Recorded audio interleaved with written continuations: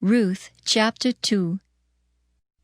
And Naomi had a kinsman of her husband's, a mighty man of wealth, of the family of Elimelech, and his name was Boaz.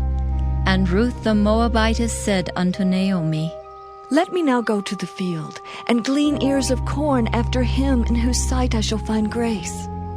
And she said unto her, Go, my daughter. And she went and came and gleaned in the field after the reapers, and her hap was to light on a part of the field belonging unto Boaz, who was of the kindred of Elimelech. And behold, Boaz came from Bethlehem and said unto the reapers, The Lord be with you. And they answered him, The Lord bless thee. Then said Boaz unto his servant that was set over the reapers, Whose damsel is this? And the servant that was set over the reapers answered and said, It is the Moabitish damsel that came back with Naomi out of the country of Moab. And she said, I pray you, let me glean and gather after the reapers among the sheaves. So she came, and hath continued even from morning until now, that she tarried a little in the house. Then said Boaz unto Ruth, Hearest thou not, my daughter? Go not to glean in another field, neither go from hence, but abide here fast by my maidens. Let thine eyes be on the field that they do reap, and go thou after them. Have I not charged the young men that they shall not touch thee? And when thou art athirst, go unto the vessels, and drink of that which the young men have drawn. Then she fell on her face and bowed herself to the ground and said unto him, Why have I found grace in thine eyes, that thou shouldest take knowledge of me, seeing I am a stranger? And Boaz answered and said unto her, It hath fully been showed me all that thou hast done unto thy mother-in-law since the death of thine husband, and how thou hast left thy father and thy mother, and the land of thy nativity, and art come unto a people which thou knewest not heretofore. The Lord recompense thy work, and a full reward be given thee of the Lord God of Israel, under whose wings thou art come to trust. Then she said, Let me find favor in thy sight, my Lord.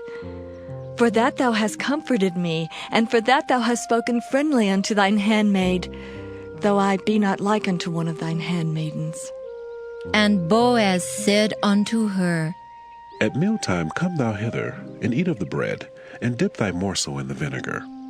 And she sat beside the reapers, and he reached her parched corn, and she did eat, and was sufficed, and left.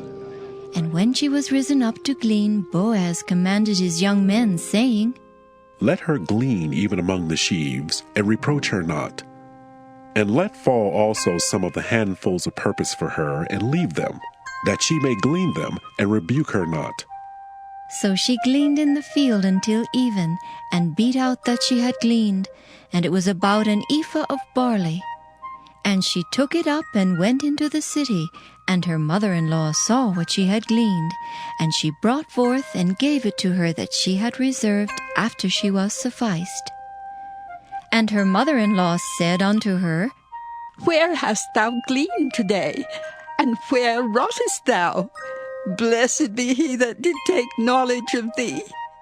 And she showed her mother-in-law with whom she had wrought, and said, The man's name with whom I wrought today is Boaz.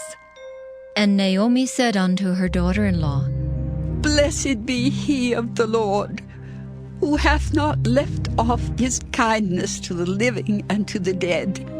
And Naomi said unto her, The man is near of kin unto us, one of our next kinsmen.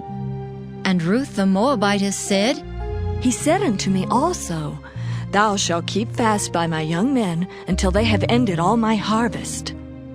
And Naomi said unto Ruth her daughter-in-law, It is good, my daughter, that thou go out with his maidens, that they meet thee not in any other field. So she kept fast by the maidens of Boaz to glean unto the end of barley harvest and of wheat harvest, and dwelt with her mother-in-law.